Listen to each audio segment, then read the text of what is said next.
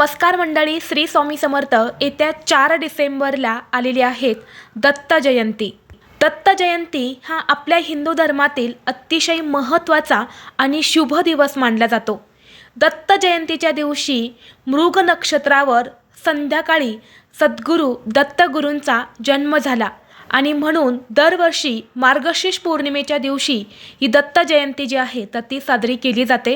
या दत्त जयंतीनिमित्त अनेक काही प्रभावी सेवा आणि उपायसुद्धा केले जातात. आपल्याला आजपासून ते दत्त जयंतीपर्यंत गुरुचरित्रातील 14वा अध्याय हा रोज वाचायचा आहे. या अध्यायाचं पठण केल्याने जीवनातील सर्व शत्रू हे नष्ट होतात. तसेच आयुष्याचं सोनं होऊन जे नशिबात नाही ते सुद्धा स्वामी आपल्याला देतात.